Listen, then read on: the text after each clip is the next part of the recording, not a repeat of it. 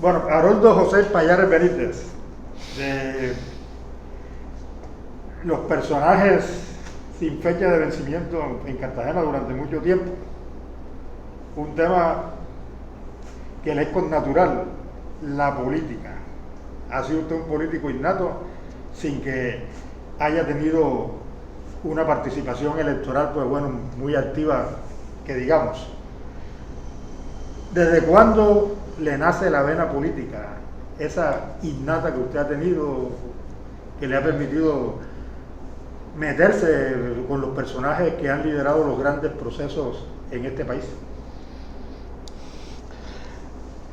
Yo tenía 7 o 8 años cuando ya yo estaba haciendo política montado en los buses con mi padre y con mi tío Emiliano Payares Castro. Emiliano Payares, mi tío fue diputado, mi padre también, fue presidente de la asamblea. Y en esa época mi padre hacía política con Guillermo Puente Fernández, odontólogo. Era el mecenas de mi padre. Conservador. Mi padre era conservador. Mi padre era conservador y yo de izquierda. Bueno, pues yo siempre fui irreverente con ese tema. Y tenía yo 7 o 8 años, yo estaba montado en los buses recogiendo a la gente. Los buses salíamos a recoger a la gente que votaba porque los buses iban marcados con el nombre del candidato, con el afiche del candidato, con la bandera, y eran buses, y no se montaba otra persona que no fuera a votar por el candidato nuestro. Luego, mirando, yo empecé a mirar yo estudiaba en un colegio, el Colegio San Carlos, era de los colegios de los triple pupis aquí en la sociedad cartagenera. Mi madre era pedagoga, mi padre era contador, trabajó con la policía y luego se dedicó al comercio y ellos hacían mucho esfuerzo para que yo estudiara allí. Cuando el capitán Otoya. Capitán Otoya y de repente era de disciplina, el teniente. Y a mí me tocó una época y yo veía que alrededor del Colegio San Carlos había mucha pobreza. Era Ceballos, había unas casuchas, unas cosas, y me empezó a causar un poco de intriga ese tema, y empecé a verlo, pero es que además de ello nosotros tuvimos una casa en Torice, frente al Teatro Variedades, al lado de la lavandería La Blanca, y atrás de mi casa quedaba Chambacú. Mi casa tenía una piscina, con una pajarera increíblemente hermosa. Alrededor de la piscina había de todo: canarios, turpiales, azulejos, meriño, calandria, de todo, mochuelo. Y yo me asomaba ponía una escalera y me asomaba por la pared y yo veía la pobreza que había atrás, y todo eso me fue como que marcando. Y yo me decía, porque estoy en un colegio de ricos, si los pobres no pueden venir aquí. Yo no entendía eso en ese momento. Y mi rebeldía empezó cuando ya un día me dije que no quería ver a los pájaros, y una mañana a las 5 de la mañana cogí una pinza y partí la vaina y se fueron todos los pájaros, y mi papá me pegó una paliza de 7 pisos. Me dio una monda terrible alrededor de la piscina. Y luego todo eso se fue fortaleciendo con una cantidad de profesores y de gente que yo estudiaba de otras latitudes, franceses y todas esas cosas. Y mis profesores, sociólogos, antropólogos que estuve en la universidad, y ahí fui llegando y acercándome a los grupos beligerantes, sin tener una participación directa en ellas de ninguna actividad, de una actividad, sino una actividad de comunicación. Y eso me hizo un hombre de la izquierda, pero la izquierda razonable y de la izquierda coherente. Yo no tengo ningún tipo de vínculo con grupos armados, ni con la FARC, ni con el ELN, ni me interesan en el absoluto. Amigos sí tengo, que lo son, pero yo la amistad no la desecho por eso, por lo que piensan los demás. Yo respeto lo que piensan los demás y espero que igualmente me concedan el respeto que yo me merezco. Y me motiva mucho el tema de la gente. Mira, yo llegué a la Federación Nacional de Vivienda Popular Llegué motivado por Antonio Navarro Wall a la regional Cartagena, se llamaba FENAVI Cartagena, y también teníamos la regional de Sucre, junto con la del Atlántico. Atlántico y Bolívar manejaban Sucre, la FENAVI. Nosotros tenemos 18 sedes en Colombia. La FENAVI nació del proceso de realización del M-19. Y un día yo vi un discapacitado, Rodolfo,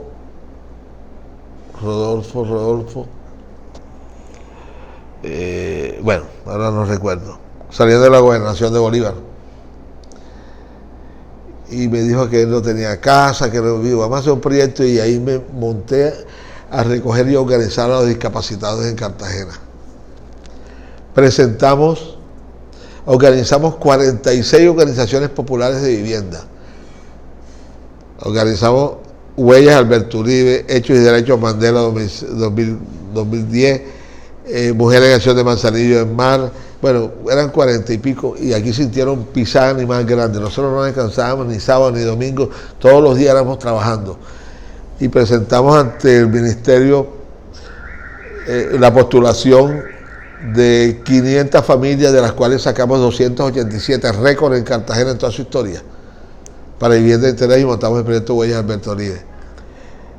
Lucho, no fue sino que empezaron a sentir pisada animal grande cuando empezaron, y esto sí lo voy a decir con nombre, aquí sí no tengo nada que ocultar, porque eso es público, eso estuvo en la fiscalía, eso estuvo en todas partes. Empezaron a torpedearme y empezaron a inventarse cosas, y me montaron falsas denuncias, que yo me estaba robando la plata, que yo estaba en lo otro, y el proyecto Huellas no lo dejaban avanzar. Nicolás Curi no dejaba avanzar el proyecto Huellas, y un día me propuso que me retirara y que ellos seguían el proyecto. Y le dije: no, señor, esto lo parí yo, esto fue de mi intelecto, esto lo construí yo no voy a salir por la puerta de atrás. Y todo eso me fue motivando. A mí me motiva la gente pobre, y montamos el proyecto en Pasacaballos también, que lo saqué con la mitad del presupuesto que había destinado el Ministerio de Vivienda. El 50% yo hice el proyecto completo. Finalmente me dieron la razón. O sea, todo el mundo, la fiscalía me dio la razón, todos me dieron la razón, pero el daño lo hicieron. Amigos míos políticos que me abrazaban conmigo, que iban a la sartén por el mango, que me decían a la Secretaría de Consejo que busqué cómo joderme. Entonces, la política es muy puerca, la politiquería es muy puerca, porque la política es un tema que es necesario, indispensable para la sociedad. Pero la politiquería es muy puerca, sobre todo en Cartagena. Entonces, yo creo en la justicia social. Yo creo en que las cosas hay que hacerlas en beneficio de la gente, que los beneficios tienen que llegar por riesgo equitativo a las personas, no que si a mí me nombran alcalde, entonces yo voy a nombrar a mi primo y yo voy a llamar al amigo, y no. Un punto clave es la idoneidad, que eso es lo que, por ejemplo, no se ve en esta administración. Los funcionarios no son idóneos. Un funcionario que no es de aquí no puede tener la idoneidad para manejar la oficina de planeación. No la puede tener, no conoce el territorio. Entonces, para mí es clave la idoneidad. No importa la charretera. Porque muchas personas con títulos, con maestrías, con doctorado, no son idóneos para los cargos de administración pública. Entonces, hay que tener la idoneidad, y además de la idoneidad, ser totalmente un ser altruista, que quieras trabajar por la gente, por el desarrollo de la sociedad, para que dejes una huella, para que marques. Pero si no lo haces, y si te dedicas a pensar en ti y en los que están cerca de ti, finalmente es un fracaso, y nunca vas a recibir la misericordia. Jamás vas a recibir la misericordia. Siempre terminarás frustrado, siempre terminarás mal. Entonces, Yo pienso que Cartagena se merece de que le den la oportunidad que ya está, los que tantos daños le han hecho a Cartagena, de un paso a un lado. Que cambiemos el esquema, que empecemos a pensar diferente, que empecemos a entendernos, a soportarnos, a querernos. Eso es lo que nosotros necesitamos. Y que el prójimo ese que está olvidado, sacarlo de ese foso que está, de esa trampa que no lo libera. Y eso se logra con el desarrollo, con la educación, con el desarrollo, con la inversión social. Eso lo logramos así. De otra forma no podemos hacer nada. O sea, todas formas son fracasos. Estar recogiendo y que 5 pandilleros, vamos a socializarlo, eso es mentira. Porque eso lo hicimos nosotros y eso no funciona. Bueno, ¿cómo llega a la relación esa de amistad con personalidades? Usted lo ha mencionado, Gutiérrez, Navarro Wolf y otras tantas. ¿Y qué piensa que fue para la política de esta ciudad el M-19?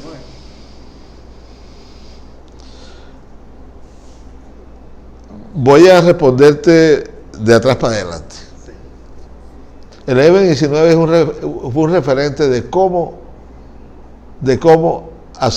hacer política desde el estadio de la beligerancia. Cómo hacer política desde el estadio de la beligerancia. No siempre son con armas. El M-19 era una cosa diferente. Porque tú sabes que el origen del M-19 viene precisamente de la FARC, porque Bateman era de la FARC, Carlos Pizarro era de la FARC, y ellos no compartían las políticas, el marxismo-leninismo. Por ejemplo, yo soy hombre de la izquierda, pero yo no tengo nada que ver con el marxismo, ni con el leninismo. Mi referente es Bolívar, es mi referente. Entonces siempre yo fui y sigo siendo un referente de las personas que pensamos diferente y que nos catalogan de la izquierda, y no nos disgusta que nos digan que somos de la izquierda, porque tenemos derecho a hacerlo. Hasta la Carta Política lo contempla, que tenemos derecho a pensar diferente. Fui un referente, y entonces como que esa inteligencia para ser diferente, la gente la valora, y de todas maneras, aunque no le gusten a algunos, yo tengo la capacidad de concitar. ¿Por qué tengo la capacidad de concitar? Porque he hecho cosas sin ser político. O sea, el proyecto Huellas Alberto Uribe es el único modelo en el mundo. El único proyecto para discapacitados en el mundo es Huellas, donde se implementó la rampa, la franja táctil para el invidente, la franja de alerta, que después la Universidad Politécnica de Antioquia hizo un documento sobre la movilidad del discapacitado en el espacio público a raíz de todas esas propuestas, porque nos convocaron y nos preguntaban. Yo demostré, yo tenía mi platica que yo me gastaba normalmente con lo que yo me ganaba, y cuando yo entré a la FENAVIT, yo salí de la FENAVIT sin un peso, porque yo me gastaba mi plata, mi plata me la gastaba invirtiéndola en la gente. Y yo discutía con los compañeros cuando estábamos diseñando los proyectos, porque yo quería que las calles fueran amplias, generosas, con bulevares, con árboles, y ellos que no, yo que sí, y que las casas no podían ser una caja de fósforo, porque eso es inhumano. Entonces, todo eso ellos lo entendieron. Y desde que yo estaba en la universidad, pues ya yo venía en mis contactos de hablar con los compañeros en la universidad para que se vincularan a un movimiento que de todas maneras no era un movimiento armado que boleteaba, que hacía retenes, que no, era una cosa diferente. Y que el referente de Bolívar los convocaba. Bolívar era nuestro concitador en ese momento. Y me fueron conociendo en otros movimientos, como en LPL, fueron teniendo referencias mías, se me acercaron, Bernardo Gutiérrez, Caraballo, toda esa gente, amigos, solamente amigos. Yo no le niego la amistad a nadie, porque finalmente ellos los que están en la contraparte, en la orilla opuesta, tienen sus razones. Y nosotros que estamos en esta orilla también tenemos las nuestras. Entonces respetemos las razones del frente, para que sea un boomerang que se devuelva en el respeto con nosotros.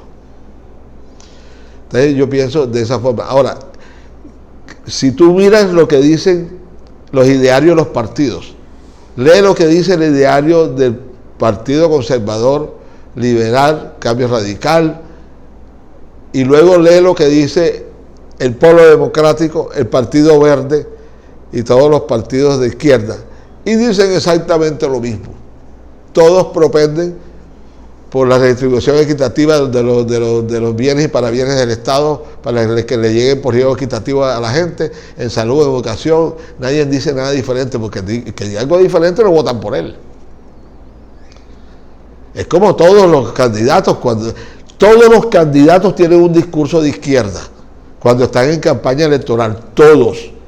En el fondo es un discurso de izquierda, porque lo acomodan. Porque ellos no le pueden ir a decir a la gente, es que los vamos a joder, es que le vamos a subir esto. No, todo el mundo dice, es que le vamos a dar educación, es que le vamos a dar salud, es que el cojo ya no va a ser cojo, es que nosotros somos Jesucristo. Y a los borrachines, bueno, no te preocupes que cuando se acabe el ron, nosotros vamos a hacer que el agua se convierta en vino, en aguardiente. Ninguno dice nada, todo el mundo dice lo mismo, todos son de izquierda. En ese momento, en ese periplo de tiempo, todos son de izquierda. Todos. Mírales el discurso y verás. Bueno, lo del M-19, ¿cómo llega usted a esa amistad? ¿Militó usted en el M-19?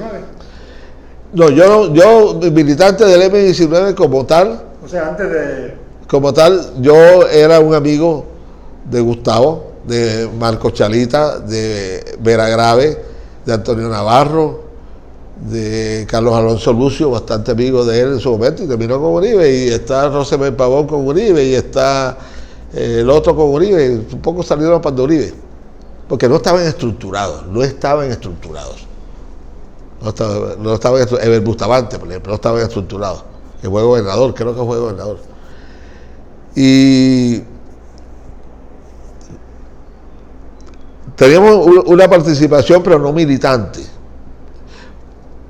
Luego, cuando viene el proceso de reinserción a la vida civil del M-19, ahí salgo yo, sí salgo en la escena, como uno de los pilares en Cartagena de la M-19. Y de hecho, yo manejé muchos recursos para la campaña de la M-19 con Rafael Vergara. Los recursos no se metió ni un peso, ni un centavo. Hicimos todo el trabajo y llegaban a mi casa, y cuando venían a Cartagena se bajaban en mi casa, hacíamos la seguridad en mi apartamento, que todavía no estaba en el proceso previo a la reinserción, que estaban habilitados como guerrilleros. Ellos venían, en mi casa se quedaba Antonio, se quedaba Petro, se quedaba Bernardo Gutiérrez, que era del EPL, que no era del M-19, pero éramos amigos que discutíamos, porque teníamos también diferencias conceptuales que podíamos tolerarnos, que nos tolerábamos.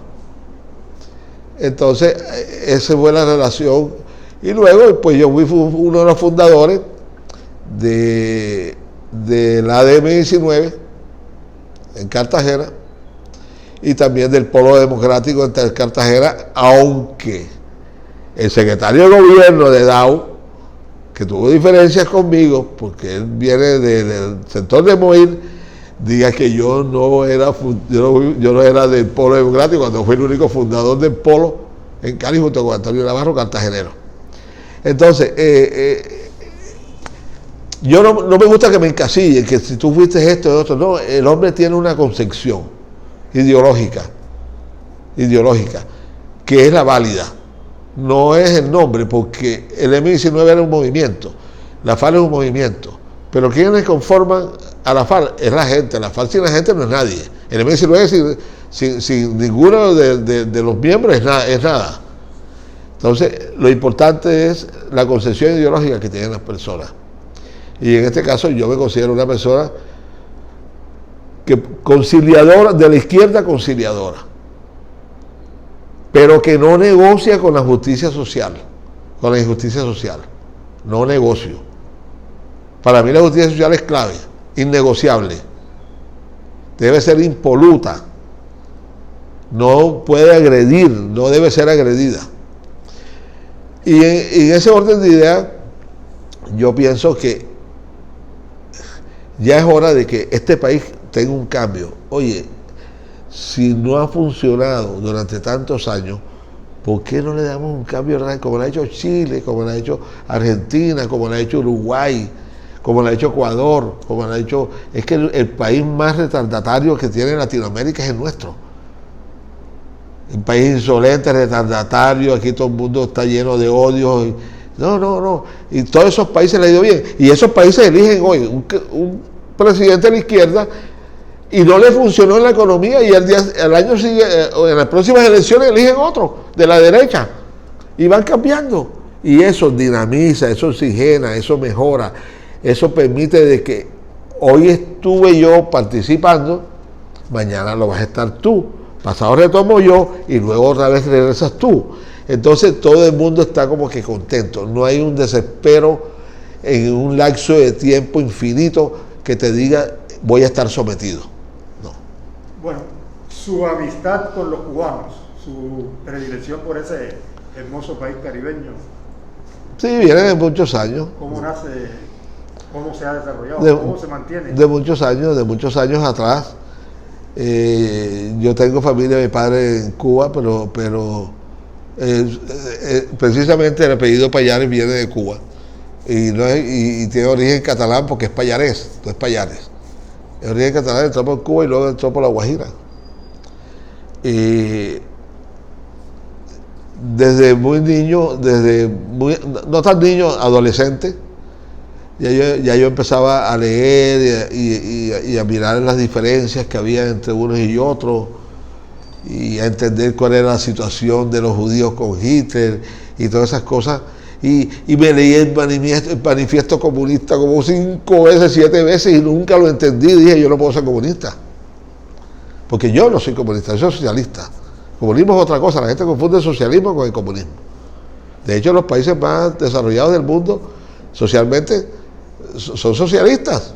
Noruega, Finlandia, los países balcánicos. Y mi padre me ponía mucho la música cubana y todas esas cosas. Y ya hubo un momento en que yo fui contactado. Fui tocado y fui a una reunión en Bogotá, me reuní con la gente. Pero yo tenía una hada madrina que me había confirmado que era Vilma Espín. Entonces la relación empieza por una confianza que se generó con Goyo Payares desde el gobierno cubano. De hecho, los embajadores, cuando había embajadores, los embajadores tienen la jerarquía y me reconocen la deferencia de que se me presentan, me llaman, se ponen a la orden.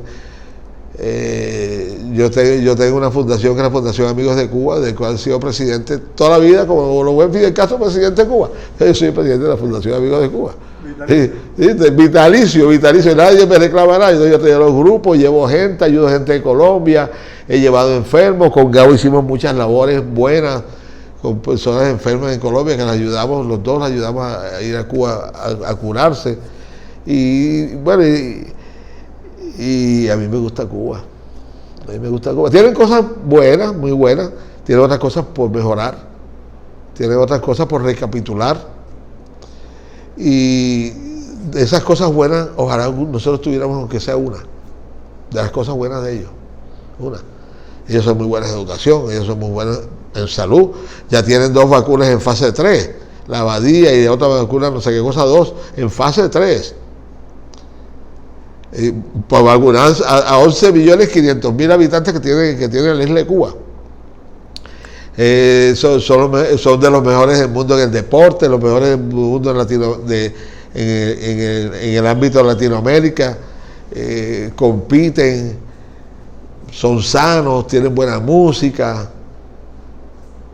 no tienen las cosas que tenemos aquí que nos avergüenzan, no tienen la pobreza absoluta que hay aquí. No, es una cosa diferente. Y tienen algunas cosas que tienen que mejorar y que lo están haciendo ahora con los cambios que están haciendo. Pero con la idea de que tiene que ser progresivo para que los logros sociales no se pierdan. Bueno, ¿cómo ve a Cuba sin los Castro en persona? ¿Qué cree va a pasar con ese régimen el cubano? ¿Y o sea, hacia dónde va a derivar lo que ha sido la revolución sin sus personajes tutelares? Fidel fue un ícono que se enfrentó a la maldad del capitalismo salvaje y que murió invicto. Pero es que allá no se trata del personaje del ícono, se trata del legado que deja ese ícono.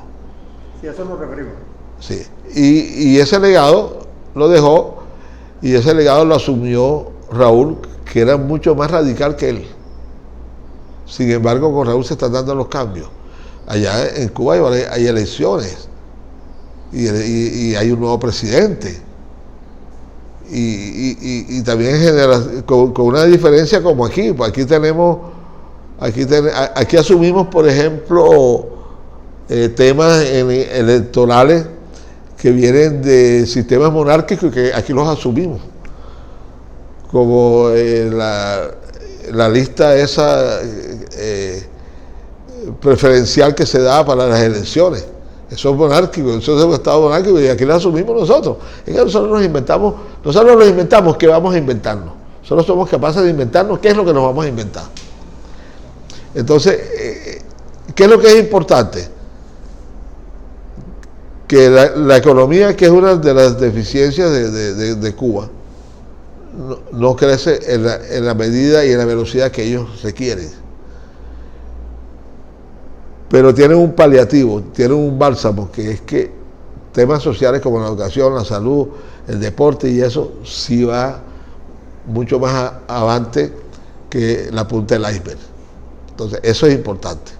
Entonces, ahí se genera un equilibrio que cuando se logre permear, o sea, logre desaparecer ese bloqueo, eso se va a disparar eso va a ser una locura. Porque la capacidad la tienen.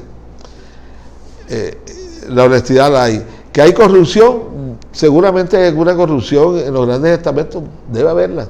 No sé, yo no puedo decirle porque nunca la he conocido, la he probado, pero la gente dice que la hay. Bueno, si la hay, la hay.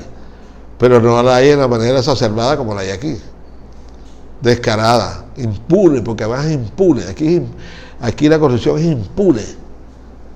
Aquí la corrupción no tiene castigo. Bueno, una opinión sobre Venezuela. ¿Cómo la ve? ¿Qué cree pasó con la revolución bolivariana de Hugo Chávez y hacia dónde cree que va? Yo fui bueno en la geografía cuando estaba joven. Ahora últimamente no soy tan bueno en geografía. No, yo veo que Venezuela sigue existiendo. Yo veo que ya la bulla no es tanto. Pero esa no es la pregunta. La pregunta es, ¿será Guaidó el reemplazo de Maduro? ¿Será Guaidó el Mesías que necesita que necesita Venezuela? ¿O es que el problema de Venezuela se generó a partir del cambio en la administración política del Estado, que la inventó Chávez? No, Venezuela viene con un acumulado de Caldera y de todos esos sinvergüenzas que cabalgaron sobre la PDVSA y se hicieron ricos y multimillonarios. Y si ahora alguien de los que están en el gobierno tienen unos pesitos porque se los ganaron, porque yo conozco el tema de la PDVSA, yo fui muy amigo personal de Oscar Fanti, el dirigente de la PDVSA en Colombia, en Latinoamérica. Y entonces, eso es un acumulado histórico que tienen ellos, los venezolanos. Eso no se refleja de ahora. Pero lo que la gente no conoce y no sabe, y que ¿por qué no le dicen cuántas viviendas nos dio Chávez para construir en Venezuela? ¿Y quién es el que maneja el monopolio de las importaciones de los alimentos en Venezuela? Porque cuando tú hablas de Venezuela, estás hablando de una dictadura total, implacable, letal, que no perdona. No. Tenemos que hablar de las cosas buenas. Tenemos que saber que toda la importación de los productos, porque Venezuela no producía nada, lo tenían en poder de la Polar. Y la Polar era intocable. Y Chávez nunca se metió con ellos, porque no podía, legalmente no podía hacer nada. Entonces represaban los alimentos, decían que hay que hacer alimentos, y la gente hacía la fila. ¿Por qué? Porque ellos querían tumbar el gobierno. La nueva propuesta que tenían que derrocarla. Ahora, ¿por qué no dicen que los médicos en Venezuela, seguían con sus beneficios, con sus privilegios, porque Chávez nunca se metió con ellos? Los médicos cubanos que llegaron a trabajaban en el campo, puerta a puerta, no estaban en los hospitales, porque mi hijo médico se estaba especializando en Venezuela, y allí mandaba la oligarquía de la medicina en Venezuela, y eran muy buenos médicos, y Chávez entendió eso, que eran buenos médicos y no tenían por qué mover, porque mover lo que estaba bien, y los dejó y seguían participando y haciendo, y viven muy bien todos los médicos en Venezuela.